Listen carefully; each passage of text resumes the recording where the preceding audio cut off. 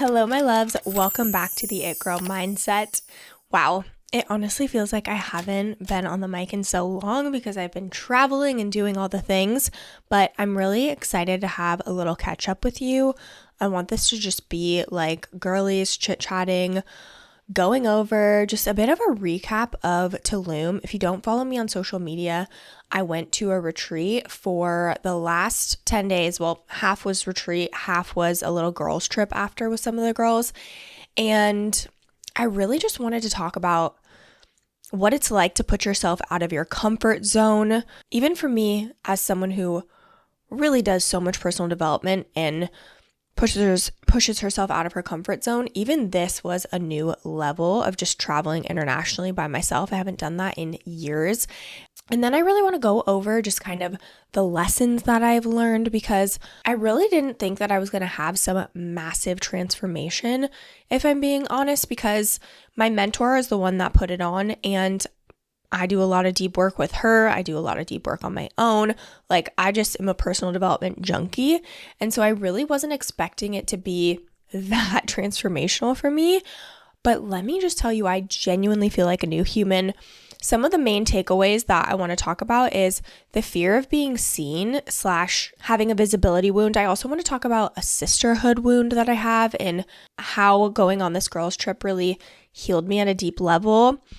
And then we also had a receiving workshop as well. So lots of things. And I'm even going to grab my journal so I can kind of, again, just remember each of those workshops and what really came forward for me, because it was honestly wild. And I even had to do something that was so outside of my comfort zone. I was so scared, but we'll get into that once we get into the episode. But okay, my loves, let's get into it.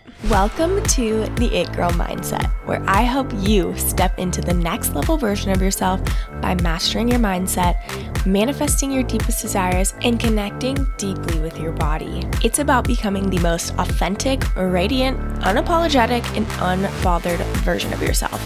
Together, we're going to chat about how to unlock your true potential and create a life that feels as good as it looks. If you're ready to become the healthiest, hottest, and most abundant version of yourself, you're in the perfect place. Let's get into it. Okay, so first and foremost, I wanted to talk about meeting girls in real life. So that was something that was so fun for me, because there's a couple girls that I've known online, one being my mentor. I've known her for maybe close to 1.5 years now, and I've been working with her since then. And just being able to hug her in real life. I'm from California, she's from Canada, so we're like a 5-6 hour flight away from each other. And then Caroline, my psychic girlie, so she has been on the podcast with me. Actually, Becca also has, as well as Caroline. She's my psychic and also just now a really good friend.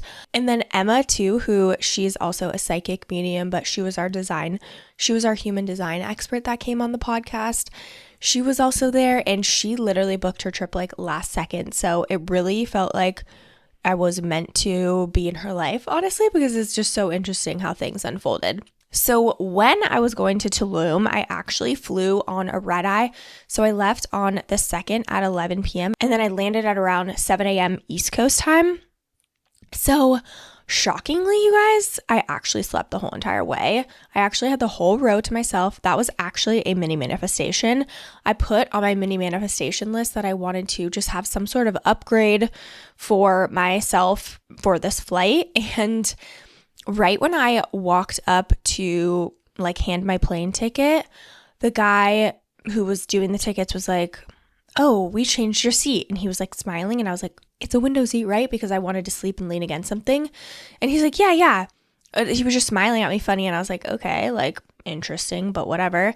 And so I got on the plane and no one was sitting next to me. But if I would have been in the other seat, I would have had people next to me. So it just felt like this little mini manifestation. So it just was meant to be, and I got to cross something off my list. So then I got there and I honestly just went to the Starbucks, hung out.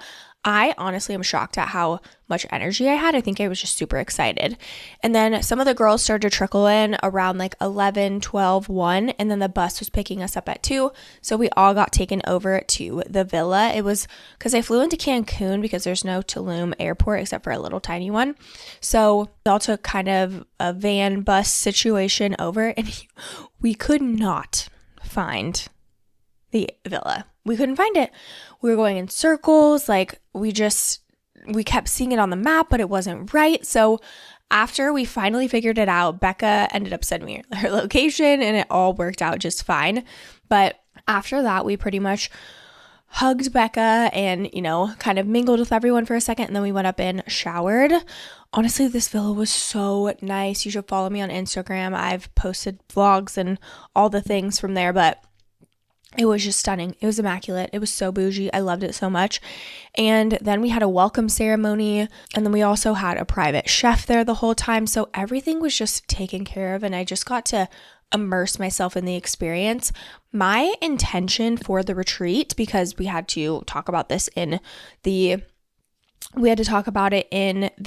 welcome ceremony, was independence and presence.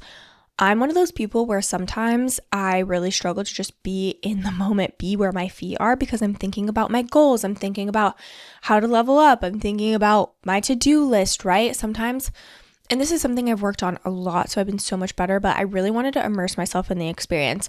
Another thing I noticed too is a lot of times, like even if I'm on group calls with personal development stuff that I'm in, I'll be thinking so much about what I want to say that I'm not really present and listening to other people. And as a previously shy, quiet girly, I used to just like practice in my brain what I was going to say until it got to be my turn. But I was like, you know what? No, I'm going to be present here. I'm going to listen to every single person, and whatever comes out of my mouth is meant to come out of my mouth. It doesn't have to be curated. It doesn't have to be perfect. It just is what it is. And I get to be authentically me. So I feel like, again, I just really immersed myself in the experience. Also with the whole independence thing. So for me, traveling internationally by myself was a bit of a stretch for me. I love my boyfriend. I'm in a very safe relationship, but I think because I've been in such a safe relationship, I haven't pushed myself out of my comfort zone independently in a while. And so, I studied abroad in Europe, and I've traveled to Europe 2 times by myself. So it's not like I haven't traveled internationally before, but I haven't in a long time. And it just was really exhilarating and just made me feel empowered, honestly. And it just reminded myself like who the fuck I am. Okay. It's like Again, I'm so grateful for my boyfriend. He makes me feel so safe, but I also can make my own self feel safe, especially when I'm out of my comfort zone, traveling internationally. So I think that was like, again, a big push for me and a reason I was a little bit scared to travel to Mexico by myself, but I really just proved to myself that I am independent and I can take care of myself. Then a couple of the workshops that we did are the Dark Feminine Energy Workshop, the Visibility Workshop, and the Receiving Workshops. These were the 3 big ones. We also did some like excursions and stuff like that. We went shopping and all of the things. And again, all of this retreat part is the first half of my trip. So I'll get into what I learned from each of those in a bit.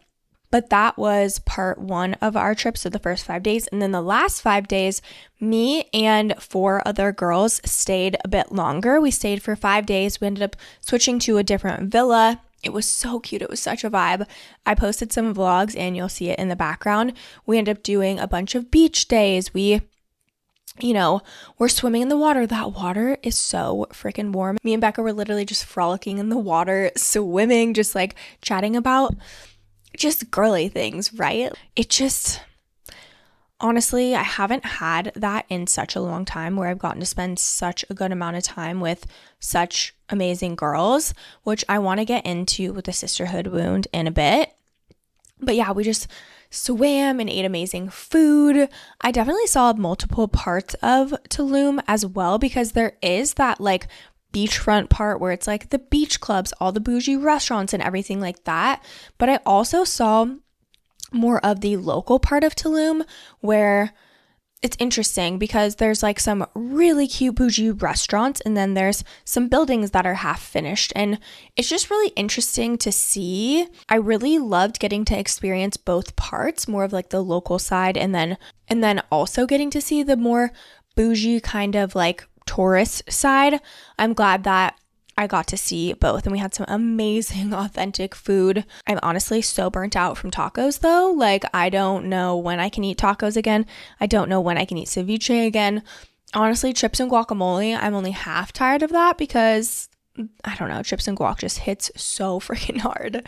But yeah, that was kind of the vibe of, we did have kind of a car fiasco at the beginning of the girls' trip after the retreat. The car wasn't really working. It was something with the battery, and the car company was in Cancun, so they had to send someone out, and he did not. They basically were like, no, it's just the battery, we'll jump it. And they did, but then it ended up not starting again. And then they had to come back out again. And like, we had to wait like 2 hours, and he almost wasn't going to wait for us because we were at dinner by the time he actually got there. And it was just like this whole thing. And the guy definitely scammed us a bit because he wanted gas money, which he wanted way more gas money than it actually cost to fill up a tank. So it just was a little weird and sketchy, but we were all safe and sound. So that's all that matters. That's just a little bit of the recap of kind of why I was there, what went down. And again, if you're not familiar with Becca Nichols, go follow her on Instagram. She is the most amazing mentor I've ever had in my life.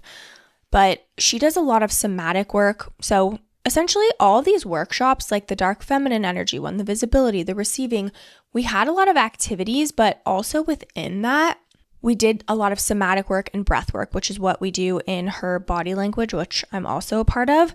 We do somatic therapy sessions where it's breath work and then somatic, which is your body. So we did a lot of that in those workshops on top of some other activities and stuff like that. Oh, I totally forgot to mention, we also had a full moon ceremony kind of like on the top deck, and the moon was coming over right when we were meditating and having the ceremony, and it was just so insanely beautiful. Okay, so with the dark feminine energy workshop, we did some breath work, kind of like a meditation, but it's a bit deeper because of the breath patterns that we do. It puts you in this really deep relaxation. So then we also did kind of like somatic work, just some movements, feeling into different types of energies. And then we did some dancing. We had blindfolds on the whole time. So it's just so freeing to be able to just dance and move your body and not have anybody look. But I think for me, what I really learned from this is that I have a lot of dark feminine energy in me, but I've always been afraid to let that show. I think people see me as like this fun, peppy, outgoing girly, but yes, there is that side of me, but I am a Scorpio. So I have so much depth in just dark feminine energy within me that I've just been really afraid to let out. Honestly, even just me dyeing my hair back to my dark natural color, like all of these things kind of have been coming into play where I'm like, okay, I can honor that part of me. Also too, even how I dress. It's so interesting. I dress very like cutesy girly, I feel like, even on the retreat. I was like, but it wasn't something about it. I was like, I feel like I want to throw everything in my closet away.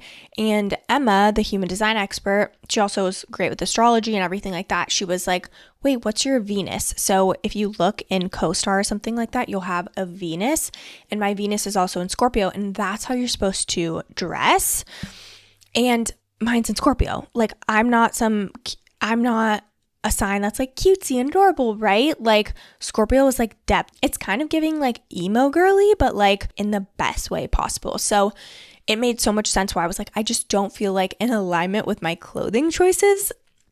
And so anyways, it's just interesting what you can learn about yourself. And again, I'm just taking this as a sign that I get to be who I want. I don't have to be this like bright, bubbly person. Or just because I'm this bright, bubbly person doesn't mean I can't really talk about like the depth and allow this dark feminine energy to come out of me. Also too, pole dancing has been amazing for that. Like I truly feel like I even have heels I don't really post about it, which we will get to in a second, which is my visibility wound that I really worked on. But anyways, long story short, I have so much dark feminine energy in me, and it allowed me to make friends with that and not be afraid of that. Again, it just gave me so much freedom to just be authentically myself. Then after that was the full moon workshop. And one thing I really let go of, because we did a meditation and everything like that, we met our future self, but then we also kind of wrote on a piece of paper what we're ready to let go of, and we like crumpled it up and dissolved it in water.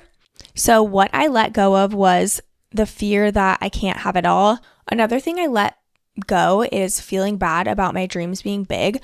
I think there's so many people around me in my life, and I don't blame them because this is their own conditioning, don't necessarily believe in my vision. And I think I've really tried to water myself down around people because I don't want to share how big my dreams actually are. And I really, in that full moon ceremony, was like, you know what? No, I'm tired of like pretending that I'm small, pretending that my dreams are small. Like, no, I have massive dreams, okay? Even when I became a 49er cheerleader, I don't feel like I really got the support, or I don't really feel like people were like, yes, Ashley, like you're going to do it. You're going to get it. But then of course, as soon as I made it, then people were all like, I knew you could do it. I knew you could do it. Like, wow, blah, blah, blah, all the things, right? And so I feel like this is what it is with my dreams. It's like, I have massive dreams, and it's not a coincidence that it's in my brain. I genuinely know that I'm meant for big, massive things, and I'm not going to water myself down anymore. I'm not going to play small. I'm not going to pretend that I don't have these massive dreams, because that's actually authentically what I believe, and that's a part of who I am, and I'm not going to hide that anymore. Now, the next one was the visibility workshop. You guys, I kind of had an idea I was going to have to do something in front of everybody, but I didn't exactly know what that meant. I even wasn't going to go to this retreat at all. Even when my mentor first brought it up, I was like, no, like that's not for me. It's not the right time, blah, blah, blah. You know, all the excuses that we give ourselves. But there happened to be a pole, like a pole dancing pole in the room where we were having all of the workshops and stuff like that. So after Becca had already brought it up to me and I said no, she sent me a picture of the pole in the room, and I was kind of like, I feel like that was my initial like, oh, okay. This is like the universe telling me like, hey, Ash, you should probably just pause and think about this a little bit more, and not immediately just, you know, put a stop to it. Like, just open your mind to the idea of going. And so anyways, that was like kind of like one of the catalysts to me actually thinking, okay, like why am I saying no so quickly? Why am I turning this down? And it really made me look inward. But anyways, for the visibility workshop, guys, I was really scared for this workshop. Like I was honestly anxious all day. And what we had to do is go up one by one and be seen or visible in some way. We did like meditations and stuff like that, if I'm remembering correctly. Or we did an activity but first, just figuring out what our visibility arc is. Then we had to go one by one, and I knew there was a poll, and Becca pretty much said, she was like, okay, everyone can decide what they want to do except for me. And I kind of like knew this in the back of my mind. So I had like a pole outfit, and I don't know if you guys know this, but the reason pole dancers are naked, or at least mostly naked, is because we have to use our skin to stick to the pole. If we have clothes on, we just slip down the pole. So that's why every pole dancing video have as much skin showing as possible so you can actually stick to the pole. Anyways, so she was like, okay, everyone can do whatever they want except for Ash. You have to go do pole dancing. And I'm one of those people where like, I just want to rip the Band-Aid off and get it done. So I was like, does anyone want to go first? And my hand shot up. I honestly do this in group calls too. I'm like, does anyone want to talk first? I'm like, me, please me. Like, I need to go first and get this out of the way. So I did it. And I performed. I did like a mixture of dance and then a mixture of pole dancing. And I am not kidding. Like, I've also, by the way, did a Tate McRae song, of course. And like everyone was like screaming for me, and like I kind of just forget that I'm actually a good dancer. You know what I mean? I literally trained since I was like in 8th grade, but it's like I honestly, the last time I performed was the last time I performed was in 2023 at a 49er game. We had like a reunion, but before that was the Super Bowl. It's like I haven't been dancing other than pole dancing, but it was just so fun, and it really made me realize how much I love being seen, how much I love performing. And it was just such a vibe, honestly, like having everyone cheering for me, and everyone was like, oh my God, I thought you were gonna do some cutesy little dance, but like that was like sexy and hot and like powerful. And it just felt so good to be seen in that way. And again, that brings in like that dark feminine energy. Is like, I don't really like the cutesy little dances. I like the sexy dances, which is why pole dancing resonates so much with me. But a big thing that I realized is like, I have this visibility wound, or have had it, is because I don't want people to be like, oh my God, she's so full of herself. Who does she think she is? And this really comes from a place where growing up, even at my dance studio, I felt like people were mad at me because I advanced so quickly. I even had a girl tell me like, yeah, I actually hated you at the beginning because you leveled up so fast, and it like made me upset. And I was like, oh, okay, cool. I felt like I had to hide my talents and just water myself down. And if I was too visible, or I was too big, or I was too good, whatever it may be, that people would hate me, or people wouldn't like me, or they'd talk bad about me behind my back. That's where that visibility wound really stemmed from. It's like, oh, I don't want to be too much because I don't want to make other people uncomfortable or other people feel bad. I even think too, like growing up, it's like, oh, you don't want to like be so much better than everyone and make them feel bad. Even in lacrosse, as a random tangent, I would be playing games and the coach would tell me, stop scoring, you need to pass the ball. And it's like, I'm sorry, what? Like, okay, maybe I was ball hog, but I was just trying to win the game. You know what I mean? But I've just been told that in dance and soccer and lacrosse, like everything. Even sometimes, I even got told as a 49er cheerleader, someone told me, you're dancing too big. You need to tone yourself down to match everybody else. And it's like, I've just kind of had that theme my whole life, where it's like, water yourself down. Don't be too big. Don't be too much, you know? Even on the sensitivity side, it's like, oh, don't cry, you know? So it just was like, it was really interesting to, be seen in that way, and also love it so much. So I don't exactly know what I'm going to be doing with that, but I do feel like I am meant to be seen. I'm meant to be visible, which is why I love podcasting so much. And I think that this is such a great outlet for me, in like a big way that I will be seen. It's already grown so much, but I'm so excited to see how much more this grows in the community that I build with you guys. Like, it's so amazing. So I'm really excited about that. And then also on my YouTube vlogs, I also want to start taking my camera pole dancing with me and dancing with me, and just dancing more in general. I also had my old dance teacher reach out just asking if I wanted to teach a class. I don't know if I'm going to do that yet. It's just so crazy how allowing yourself to be what you want to be, whether that is seen, maybe that's not you, but if there's part of you that actually genuinely loves being seen, it's like, I was a fucking dancer. Of course I want to be seen, you know? But it feels scarier for me when it's a solo, just me, versus a group. It's like, I always wanted to be front and center of the group, but I had a solo when I was growing up dancing competitively that I was literally cried every time before I went on stage. I'm not even exaggerating. So that was the visibility workshop. And then lastly was the receiving workshop that I want to talk about. And we did a big breathwork session, and it was just so powerful because being in a room doing breathwork with other women, it gets so emotional, right? Because you feel feelings and you allow yourself to see these things that you haven't really allowed in your conscious mind, that's really buried in your conscious mind. So you could hear women breathing next, you could hear them crying and going through all these emotions. It was so insanely powerful, and I got so many intuitive pings from it. But one of the meditations at the end, she had our future self hand us something, and mine was a spotlight, which is just so in tune with, you know, me wanting to be seen, wanting to be visible, grow my podcast, grow my social media, grow my YouTube channel, on top of something that's coming in the works very, very soon. I'm so excited about it. And it just, everything was so clear to me. So I just genuinely feel like a different human. I feel like I saw parts of my soul that I've never allowed myself to. I also trust so much what came about in my breathwork sessions and all the different workshops, because I also got this intuitive ping that was like, you need to trust what's in here, because I have, like we talked about in my human design episode, an open crown, which means I take on other people's thoughts and emotions, and I overthink like crazy. So I got this message loud and clear that was like, you need to trust what's in your subconscious mind. Like in those deep transformative breathwork sessions, you need to trust that. I've never felt more clear in the direction that I'm going, because honestly, the last couple of years, I've just been like, I should do this, no this, no this. And everything just came about so freaking clearly.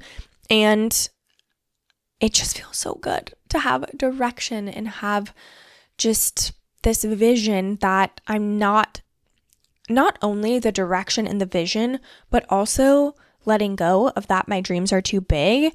It just feels fucking amazing to allow myself and trust that everything is working out for me, and that I know that I'm exactly where I'm meant to be, and I get to follow these intuitive pings. I'm just so excited for what's to come. So those are a lot of the big lessons that I learned and why I feel so different. But a couple of other things I wanted to mention was the sisterhood wound starting off first. So I'm just going to be very vulnerable and honest here. I've struggled with female friendships my whole entire life. Honestly, friendships in general. I feel like I always kind of like either had one best friend and then we would like have a bunch of different friends, or even like I had a group of good girlfriends, but we had a falling out a couple years ago.